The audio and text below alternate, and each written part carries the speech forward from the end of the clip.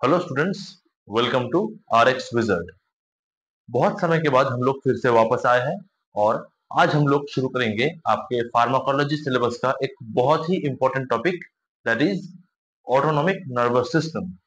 ये class just introduction होगा और आगे आने वाले वीडियोस में हम लोग एक एक करके सारे टॉपिक्स को कवर करेंगे।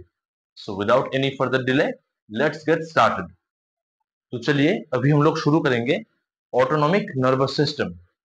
ये टॉपिक बहुत ही इंपॉर्टेंट है क्योंकि आगे आने वाले सारे चैप्टर्स में जहां पे आपको कार्डियोलॉजी, रेनल फार्माकोलॉजी, एंडोक्रिनोलॉजी और CNS फार्माकोलॉजी ऐसे सारे जो टॉपिक्स है, वहां पे इस चैप्टर का एक एक कॉन्सेप्ट आपको काम आने वाला है।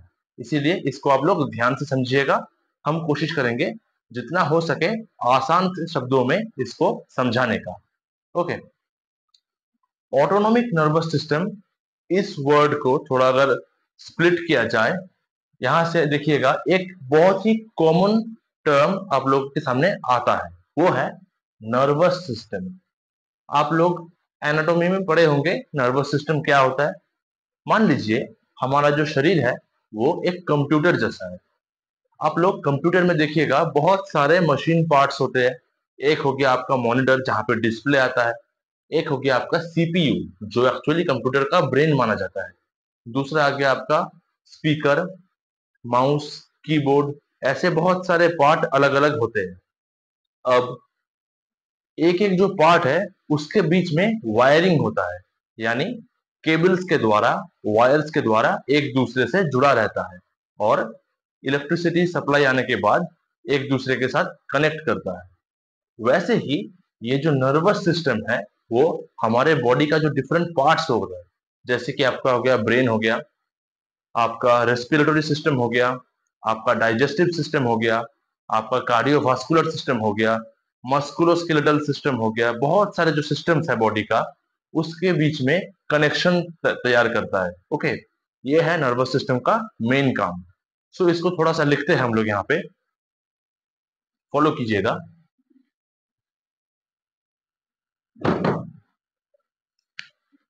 Nervous system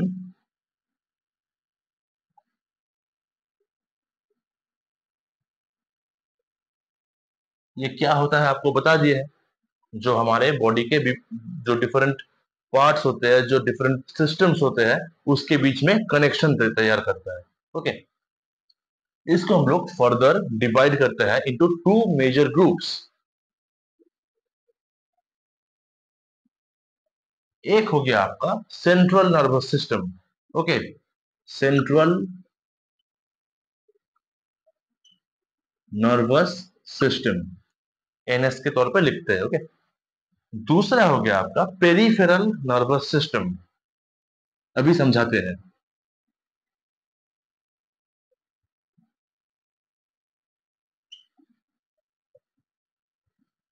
central nervous system और पेरिफेरल नर्वस सिस्टम। अब देखिए सेंट्रल का मतलब क्या होता है। सेंट्रल का मतलब होता है जो हेडक्वार्टर होता है, बेसिकली जो हेडक्वार्टर। और पेरीफेरी का मतलब होता है जो उसका अंडर में जो बहुत सारे डिफरेंट सेक्शन है, वो है पेरीफेरी के अंदर आता है। अब सेंट्रल नर्वस सिस्टम क्या हो गया, देखिए ये एक्चुअली में it is comprised of two main parts, that is the brain and the second one is your spinal cord.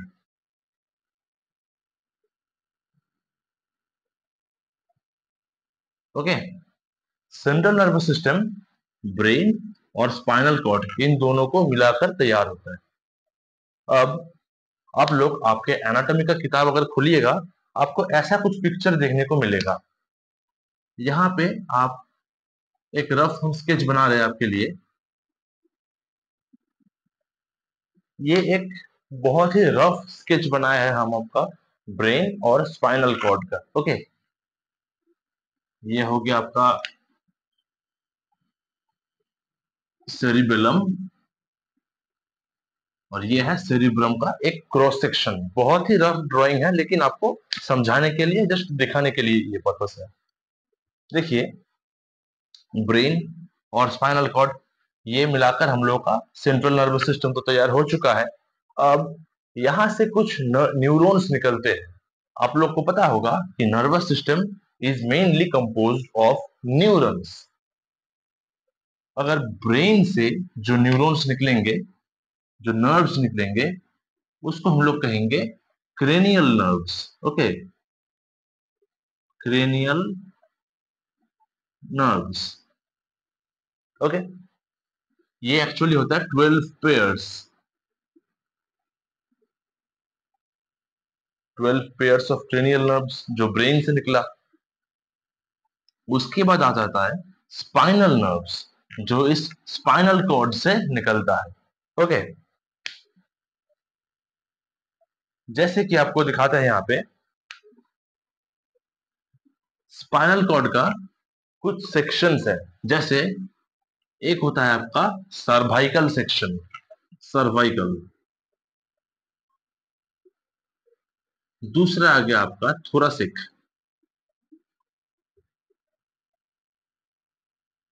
तीसरा आ गया आपका लंबार। चौथा आ गया आपका सेक्रल। और पांचवा है कॉक्सीजियल। ओके, स्पाइनल नर्व्स जो है ऐसे सेक्शंस में डिवाइडेड होता है। सर्वाइकल जो नर्व्स है वो होता है 8 पेयर्स, 8 पेयर्स। थोरासिक जो है वो होता है बेसिकली 12 पेयर्स। ओके, लंबर जो न्यूरॉन्स होता है वो होता है 5 पेयर्स। ओके, सैक्रल जो न्यूरॉन्स होते हैं वो भी होते हैं 5 पेयर्स। और कॉक्सीजियल होता है सिर्फ 1 पेयर। देखिए, आपको नर्वस सिस्टम को एकदम आसान भाषा में समझाने के लिए ये ड्राइंग हम बनाए हैं और ये क्लासिफिकेशन आपको समझा रहे हैं। ठीक है, सो सेंट्रल नर्वस सिस्टम फिर से आपको रिपीट करते हैं हम। ब्रेन और स्पाइनल कॉर्ड से मिलकर बनता है। ये वाला आपका ब्रेन, ये वाला ब्लू कलर से आपका स्पाइनल कॉर्ड दिखाया है। अब उसी से ही जो ब्रांचेस निकलेगा बाहर की तरफ, वो आएगा आपके पेरिफेरल नर्वस सिस्टम के अंदर। ओके, पेरिफेरल नर्वस सिस्टम में अंदर जो आता है, नर्व्स कम आउट फ्रॉम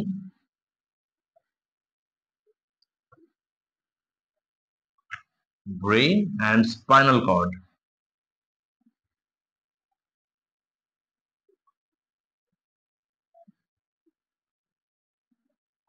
ठीक है, अब कौन कौन से नर्व्स हम बता दिए आपको कि ब्रेन से निकलता है 12 पेयर्स ऑफ क्रेनियल नर्व्स।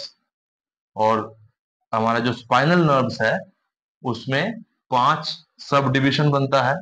उस सब डिविजन में से इतने न्यूरॉन्स निकलते हैं। So total number of spinal nerves is, ये आपके एग्जाम पॉइंट ऑफ व्यू से बहुत ही इंपॉर्टेंट है। क्रेनियल नर्व्स 12 पेयर, और स्पाइनल नर्व देखिए गिनती करते हैं, 12 और 8 मिलाकर 20, 5 और 5 मिलाकर 10 यानी 30। एंड यहाँ पे एक 31 पेयर्स ऑफ स्पाइनल नर्व। ये बहुत ही इंपॉर्टेंट है, आप लोग नोट करके रखिए, क्योंकि एग्जाम पे या कोई भी कॉम्पिटिटिव एग्जाम में, आपके कॉलेज का सेमेस्टर हो गया या कोई भी कॉम्पिटिटिव एग्जाम, वहां पे एज ए जनरल नॉलेज ये क्वेश्चन डायरेक्टली आ सकता है। टोटल स्पाइनल नर्व होता है 31 पेयर्स। और ये टोटल 31 स्पाइनल नर्व्स और 12 क्रेनियल नर्व्स, इनको मिला के बनता है peripheral nervous system. Okay, so it is comprised of 12 pairs of cranial nerve। cranial nerve कहां से आते हैं? ब्रेन से। ओके, ब्रेन से आते हैं। और plus 31 pairs of spinal nerves जो आपके स्पाइनल कॉर्ड से आते हैं, याद रखिएगा।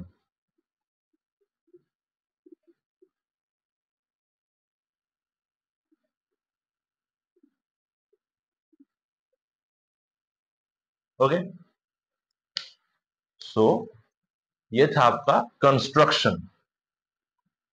अब देखिए इस पेरिफेरल नर्वस सिस्टम वो किससे बनता है, आपको दिखा दिए, अच्छे से समझा दिए।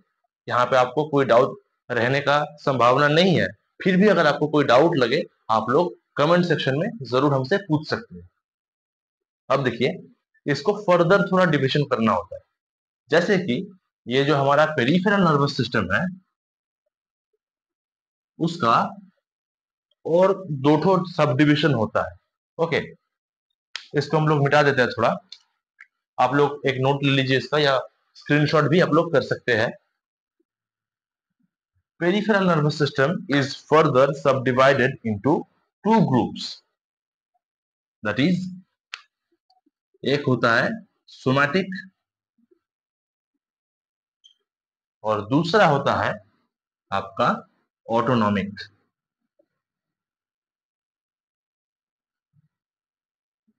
ओके, यहां से ब्रेन और स्पाइनल कॉर्ड से जो नर्व्स आपके एकदम पेरिफेरल तक, यानी शरीर के एकदम बाहरी हिस्सों तक जाता है, एक्सट्रीम पॉइंट्स तक जाता है, वो मिलाकर बनता है पेरिफेरल नर्वस सिस्टम। और ये peripheral nervous system is again divided into two parts, somatic and autonomic system. Somatic का मतलब होता है, आप लोग एकदम मोटे तौर पे समझिए, सोमैटिक का मतलब होता है जो हमारे इच्छा के अधीन है। ओके, जैसे कि आप लोग मान लीजिए बाइसेप, बाइसेप का जो मसल है, आप चाहे तो उसको कॉन्ट्रैक्ट कर सकते हैं, बाइसेप को फुला सकते हैं। ये आपके इच्छा के अधीन है, आप अपनी इच्छा के अनुसार बाइसेप को कॉन्ट्रैक्ट कर सकते हैं। ये हो गया आपका सोमैटिक सिस्टम के अंदर आता है। लेकिन आपके शरीर में ऐसे बहुत सारे मसल है। For example your heart muscle.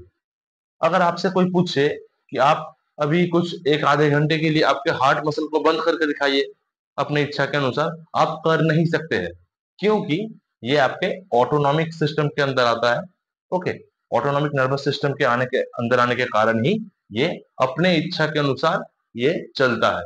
आपका कोई अपना ताकत नहीं है कि आप चाहे खुद से इसको बंद कर सकते हैं या चालू कर सकते हैं। ये अपने अनुसार, अपने रिदम के अनुसार ये चलेगा। Okay, so somatic is under voluntary control. ये टर्म याद रखना, सोमैटिक जो है ये होता है वॉलंटरी। आप चाहे इसको कॉन्ट्रैक्ट करवा सकते हैं, ना चाहे तो ना करा सकते हैं। लेकिन ऑटोनॉमिक होता है एक्सट्रीमली इंपॉर्टेंट, ये होता है इनवॉलंटरी, यानी आप चाहे भी इसको, इसके ऊपर आपका कोई इम्पैक्ट नहीं डाल सकते हैं।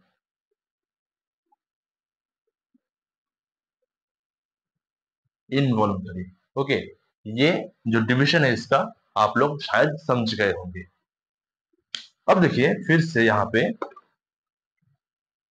सोमैटिक और ऑटोनॉमिक, ये तो हम लोग समझ गए कि peripheral nervous system is further divided into into these two branches. अब ऑटोनॉमिक को फिर से दोनों भाग में हम लोग डिवाइड करेंगे।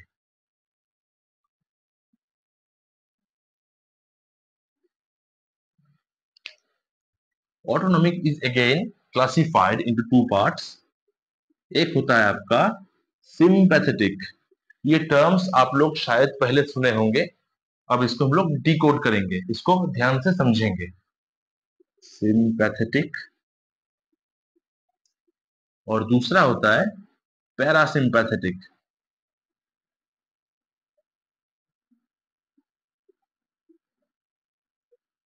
ओके, मतलब ऑटोनॉमिक नर्वस सिस्टम के अंदर जो फर्दर डिविजन्स है वो होता है सिंपैथेटिक और पैरासिम्पैथेटिक।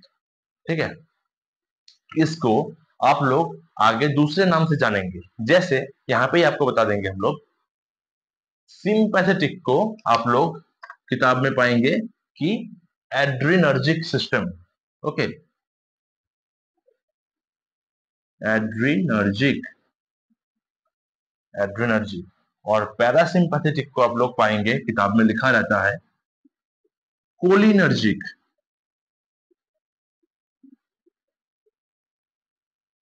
ओके, एड्रिनर्जिक सिस्टम या sympathetic system and cholinergic system और पैरासिम्पैथेटिक सिस्टम। ओके, ऐसा नाम क्यों पाया गया है अभी आपको बता देंगे। फॉर फैक्ट, एड्रेनर्जिक जो है ये आता है एड्रेनलिन से। ओके, आगे इसके बारे में हम लोग डिटेल चर्चा करेंगे। जस्ट यहाँ पे एक इंफॉर्मेशन देने के लिए यहाँ पे हम बता रहे हैं एकदम सिंपल भाषा में। सिंपैथेटिक सिस्टम में या एड्रेनर्जिक सिस्टम में जो मेन न्यूरोट्रांसमीटर होता है वो होता है एड्रेनलिन। एड्रेनलिन और एंड नॉरएड्रेनलिन।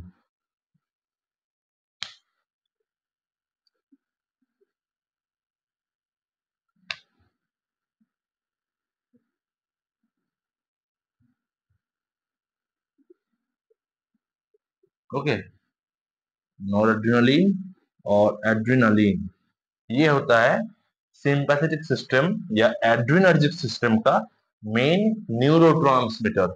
अब ये न्यूरोट्रांसमीटर क्या होता है, इसका मतलब क्या है, आगे हम लोग सब समझा देंगे आपको, आप लोग चिंता ना करिए। यहाँ पे जस्ट फैक्ट को याद रख लीजिए कि सिंपैथेटिक सिस्टम में जो उसका दूसरा नाम जो सिनोनिम है एड्रेनर्जिक, क्यों, क्योंकि एड्रेनलिन से ये एड्रेनर्जिक आता है। सिमिलरली पैरासिम्पैथिक सिस्टम का जो मेन न्यूरोट्रांसमीटर है वो है एसिटाइल कोलिन। एसिटाइल कोलिन, और इस कोलिन से आता है कोलिनर्जिक। ठीक है, ये एसिटाइल कोलिन जो है इस सिस्टम का मेन न्यूरोट्रांसमीटर है। लेकिन एक ट्विस्ट की बात बता देते हैं आपको, ये एसिटाइल कोलिन इन दोनों जगह में आपको देखने को मिलेगा। कंफ्यूजन मत रखिएगा, आगे सब समझा देंगे। यहाँ पे जस्ट ये फैक्ट याद रखिए। आई होप ये क्लासिफिकेशन जो है आपको यहाँ पे अच्छे से समझ आ गया होगा। फिर से एक बार रिकैप करवा देते हैं। Nervous system is mainly divided into two parts. एक सेंट्रल नर्वस सिस्टम जो आपके ब्रेन और स्पाइनल कॉर्ड इन दोनों को मिलाकर बनता है, और दूसरा होता है पेरिफेरल नर्वस सिस्टम जो ये ब्रेन और स्पाइनल कॉर्ड से निकलने वाले जो न्यूरॉन्स होते हैं उनको मिलाकर ये पेरिफेरल नर्वस सिस्टम बनता है। ओके, ब्रेन से 12 पेयर्स ऑफ क्रेनियल न्यूरॉन्स और स्पाइनल कॉर्ड से 31 pairs of spinal neurons. Spinal neurons, okay, total 50 43 pairs, total 43 pairs. अब पेरिफेरल नर्वस सिस्टम को दोनों डिवीजन में डिवाइड कर सकते हैं। सोमैटिक जो आपके वॉलंटरी कंट्रोल में आता है, और ऑटोनॉमिक जो आपके वॉलंटरी कंट्रोल में नहीं आता है, अपने रिदम से अपने हिसाब से वो चलता है। ठीक है, autonomic system is again divided into two parts, sympathetic system या एड्रेनर्जिक सिस्टम, जहां पे आपको मेनली एड्रेनलिन और नॉर एड्रेनलिन इन दोनों को देखने को मिलेगा। और दूसरा जो डिवीजन है वो है पैरासिम्पैथेटिक और कोलिनर्जिक सिस्टम, जहां पे आपका मेन न्यूरोट्रांसमीटर जो है एसिटाइल कोलिन होता है। आई होप यहां तक कॉन्सेप्ट आपको अच्छे से समझ आ गया होगा। देखिए, अभी हम लोग थोड़ा सा डिटेल में इसका एनाटॉमिकल स्ट्रक्चर को समझेंगे। ओके, ये जो ऑटोनॉमिक नर्वस सिस्टम के अंदर दो ठो पार्ट्स हम लोग पढ़े हैं, जो होता है आपका एक सिंपैथेटिक या एड्रेनर्जिक सिस्टम, और दूसरा जो पढ़े हैं कोलिनर्जिक या पैरासिम्पैथेटिक सिस्टम।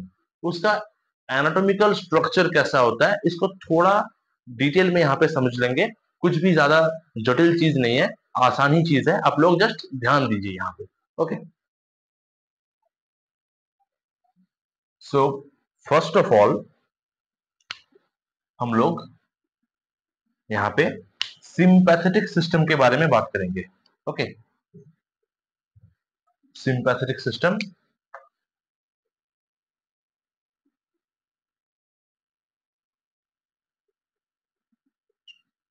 जिसको आप लोग अभी जाने हैं कि दूसरा एक नाम होता है एड्रेनर्जिक।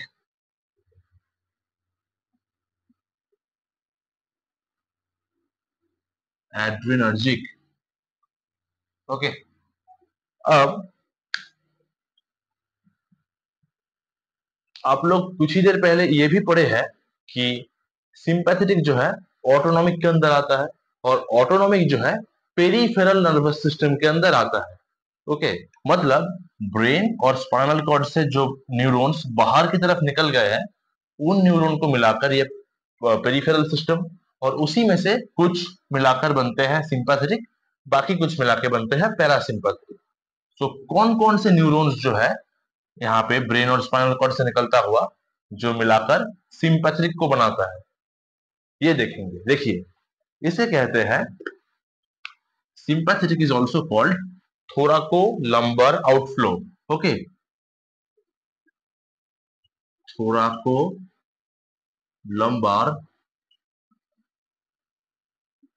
outflow मतलब सिंपैथेटिक डिवीजन के अंदर जो न्यूरॉन्स हैं वो बेसिकली थोरसिक और लंबर रीजन से, आपको बताए थे कि स्पाइनल कॉर्ड का 5 डिवीजन होता है पिछले कुछ ही समय पहले।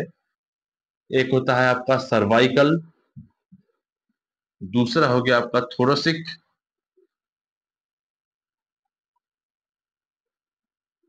तीसरा होता है आपका लंबार, चौथा हो गया आपका सैक्रल, और पांचवा है कॉक्सीजियल। ओके, 5 सेक्शन बताए हैं। कहां कहां पे कितने सारे न्यूरॉन्स है वो भी आपको बताया है कि सर्वाइकल के अंदर आता है 8 पेयर्स ऑफ न्यूरॉन, यहां से 8 न्यूरॉन्स ऐसे निकलते हैं। ओके, यहाँ पे मेरा जगह थोड़ा शॉर्ट है, इसीलिए सारे न्यूरॉन्स आपको शायद मैं ड्रॉ करके ना दिखा पाऊं, लेकिन ये जो नंबर है इसके अनुसार ही यहाँ पे न्यूरॉन्स होते हैं। ओके, मेरे ड्राइंग में नहीं है, इसका मतलब ये मत समझ लीजिएगा कि न्यूरॉन्स वहां पे प्रेजेंट नहीं है। मेरा यहाँ पे जगह थोड़ा शॉर्ट है, इसीलिए जस्ट आपको कंसेप्ट समझाने के लिए ही मैं ड्रॉ कर रहा हूँ। सो टॉपिक पे वापस आते हैं। सर्वाइकल न्यूरॉन्स जो है, सर्वाइकल नर्व्स, वो होता है 8 पेयर्स। ये सारे पेयर्स में होते हैं। ओके, पेयर्स कितने होते हैं? सर्वाइकल 8 पेयर, थोरासिक होता है 12 पेयर्स, 12। इसको थोड़ा रेड कलर से दिखाते हैं, 1 2 3 4 ऐसे करके 12 न्यूरॉन्स होते हैं यहाँ पे। Okay, either side, both side, यहाँ पे 12, यहाँ पे 12। लंबर में होता है आपका 5, इसको दिखाते हैं ऐसे, 1 2 3 4 5। सेक्रल में होता है फिर से 5, 5 मतलब 5 पेयर्स, और ऑक्सीजन में एक ही है।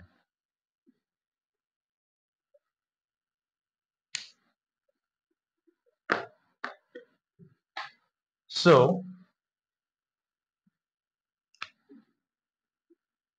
यहाँ पे कितना हुआ देखिए, टोटल 31 पेयर्स, और इस 31 में से, और यहाँ पे ब्रेन से कुछ 12 निकले हैं, 12 ऐसे करके, 12 pairs of cranial nerves.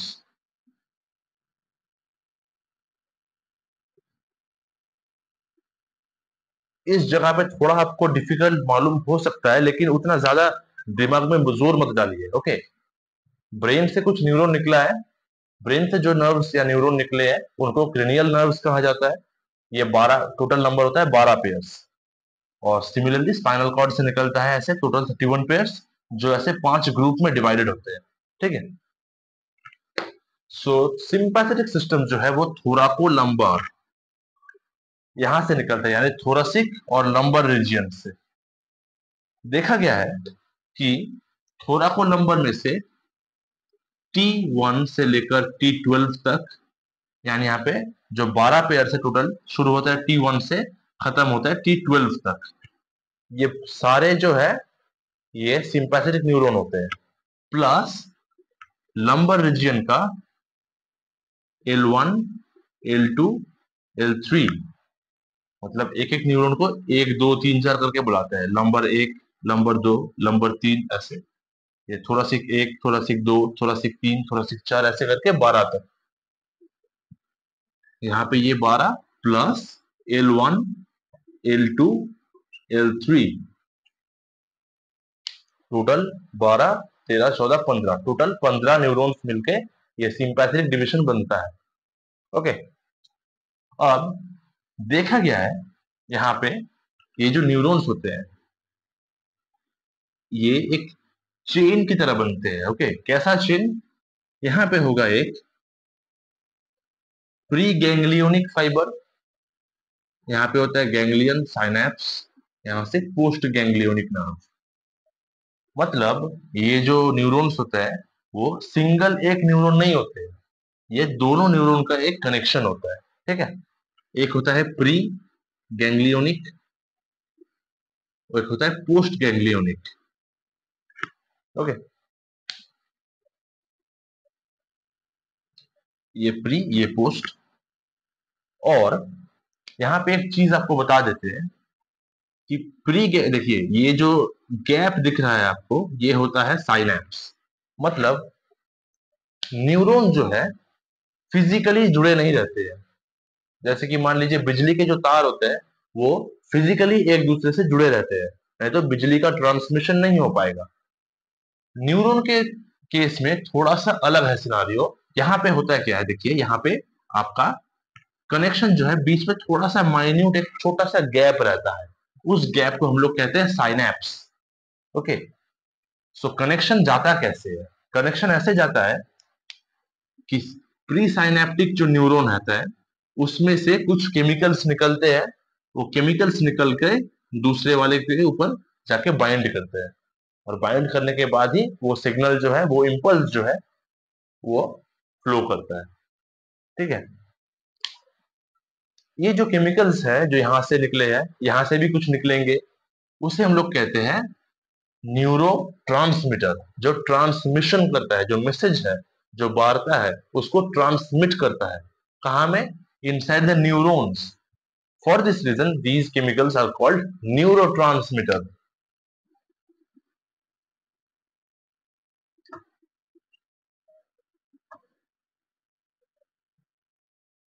Neurotransmitters. So pre ganglionic neuron, यहाँ पे जो न्यूरोट्रांसमीटर होता है वो होगा एसिटाइल कोलिन। आपको बताए थे कि एसिटाइल कोलिन जो है सिंपैथेटिक यानी एड्रिनर्जिक सिस्टम में भी इसको देखने को मिलेगा, यहाँ पे देखने को मिलेगा एसिटाइल कोलिन। ओके, और पोस्ट गैंग्लियोनिक न्यूरॉन जो है वहां से एक एक जगह पे एक एक तरह का न्यूरोट्रांसमीटर निकलता है। फॉर एग्जाम्पल,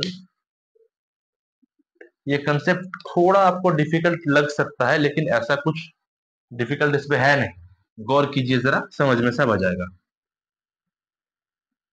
यहाँ पे गौर कीजिए, सिंपैथेटिक न्यूरॉन्स जो होते हैं, सिंपैथेटिक न्यूरॉन्स मेनली तीन तरह से बनता है। ओके, तीन तरह का स्ट्रक्चर इसमें देखा गया है।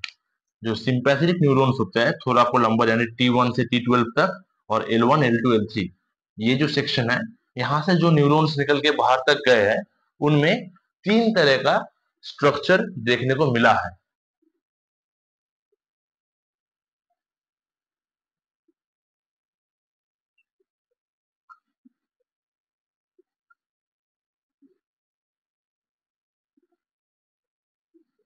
ओके, हम लोग यहाँ पे तीन तरह का न्यूरॉन बनाए हैं।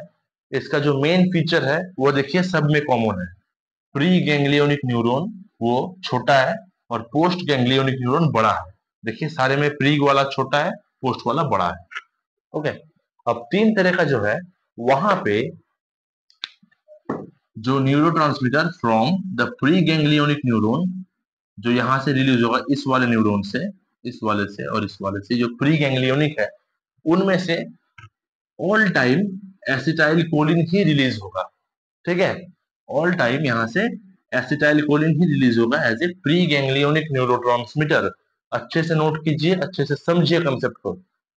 प्री गैंग्लियोनिक न्यूरॉन से जो न्यूरोट्रांसमीटर निकलेगा in sympathetic system, that is always acetylcholine. यानी यहाँ से एसिटाइल कोलिन निकलेगा और वो जाकर इस न्यूरॉन में बैठेगा, यहाँ से भी निकल के यहाँ पे बैठेगा, यहाँ से भी निकलकर इसको स्टिमुलेट करेगा। लेकिन जो पोस्ट गैंग्लियोनिक न्यूरॉन होता है वहां पे कुछ थोड़ा सा ट्विस्ट है। मान लीजिए ये जो न्यूरॉन जाकर ज्वाइन होगा आपके स्वेट ग्लैंड से, यानी जहां से आपका पसीना डेवलप होता है। ओके, स्किन में जो स्वेट ग्लैंड्स होते हैं, वहां से जो स्वेट फॉर्मेशन होता है, पसीने का उत्पाद होता है बॉडी में, वो न्यूरॉन अगर यहाँ पे जाके जुड़ता होता है, तब यहां से भी आपको देखने को मिलेगा कि एसिटाइल कोलिन ही निकला। ये एसिटाइल कोलिन निकलता है और स्वेट ग्लैंड से पसीने का निकलना मुमकिन होगा। लेकिन ये आपका ब्लड वेसल में अगर जाके जुड़ता है, ये जो न्यूरॉन्स होता है वो जाके अगर आपके ब्लड वेसल से जुड़ता है, तब आपको देखने को मिलेगा कि यहाँ पे nor adrenaline, okay, nor adrenaline निकलेगा। कहां पर? ब्लड वेसल में। ओके, तीसरा जो टाइप है, ये थोड़ा सा डिफरेंट है, क्योंकि यहाँ पे कोई देखिए प्री गैंग्लियोनिक न्यूरॉन जो है दिखने को मिलेगा, लेकिन कोई पोस्ट गैंग्लियोनिक न्यूरॉन यहाँ पे है नहीं। इसके बजाय यहाँ पर है, इस स्ट्रक्चर को कहते हैं एड्रिनल ग्लैंड।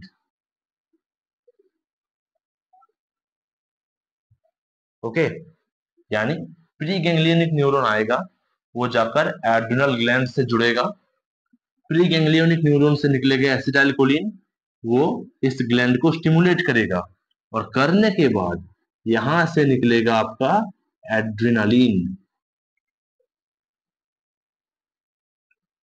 ओके, यहाँ पे एक और सब टाइप होता है जहां पे डोपामिन निकलता है। ओके, लेकिन वो डोपामिनर्जिक सिस्टम अलग से होता है, उतना ज्यादा खास नहीं है, वो आपका सीएनएस में ज्यादा इंपॉर्टेंट होगा, इसीलिए यहाँ पे आपको वो नहीं दिखाया है। फिर से बताते हैं, सिंपैथेटिक या एड्रिनर्जिक सिस्टम जो है वो थोराकोलंबर आउटफ्लो, यानी ये जो नर्व्स होता है थोरासिक और लंबर, इस रीजियन से निकलता है, इस रीजियन से निकलेगा। इसका प्री गैंग्लियोनिक न्यूरॉन छोटा होगा, पोस्ट वाला बड़ा होगा। और यहाँ पे एज ए न्यूरोट्रांसमीटर सभी जगह पे एसिटाइलकोलिन कॉमन है। कहाँ पे? प्री गैंग्लियोनिक न्यूरॉन से, प्री गैंग्लियोनिक न्यूरॉन से एसिटाइलकोलिन कॉमन न्यूरोट्रांसमीटर। लेकिन पोस्ट गैंग्लियोनिक न्यूरॉन में चेंजेस होता है according to the organ they innervate. जिस ऑर्गन में जाके ये नर्व फाइनली जुड़ता है, कनेक्ट होता है, उस ऑर्गन के अनुसार देखा गया है कि न्यूरोट्रांसमीटर में वेरिएशंस आता है। आई होप ये सेक्शन जो है आपको यहाँ पे समझ आ गया होगा। आगे हम लोग देखते हैं अबाउट पैरासिम्पैथेटिक सिस्टम या कोलिनर्जिक सिस्टम। देखिए, सिंपैथेटिक सिस्टम का थोड़ा बहुत डिटेल हम लोग समझ चुके हैं। अब देखिए आप आएंगे पैरासिम्पैथेटिक सिस्टम या कोलिनर्जिक सिस्टम में। ओके, सो पैरासिम्पैथेटिक सिस्टम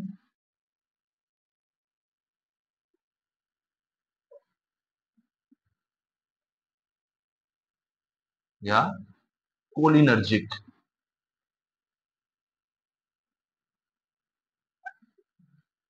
ओके,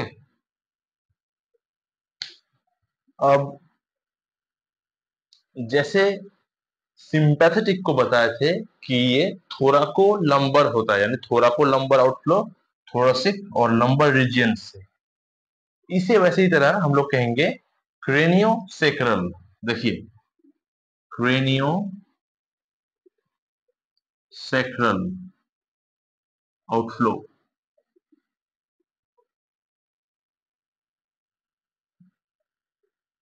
क्रेनियो का मतलब क्या होगा? क्रेनियो का संबंध है सीधा क्रेनियल नर्व से। ओके, सो कौन कौन से क्रेनियल नर्व्स? 3 नंबर, 7, 9 और 10, ये 4 क्रेनियल नर्व्स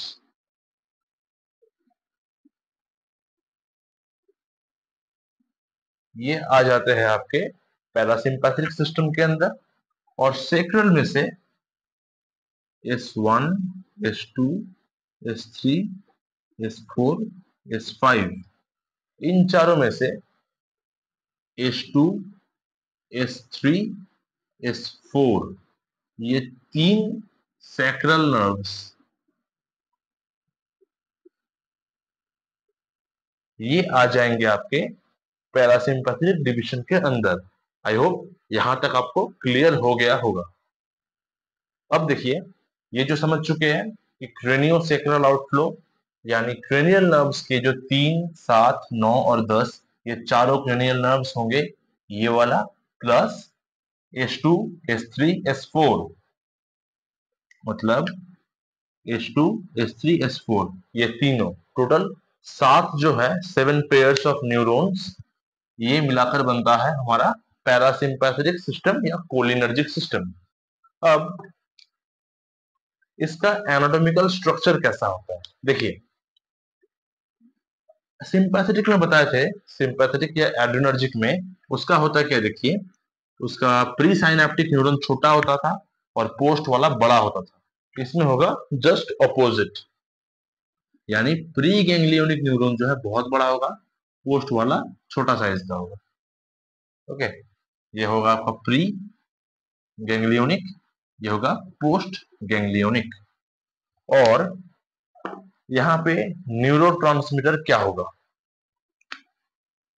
लकीली यहाँ पे neuro transmitter is always acetylcholine।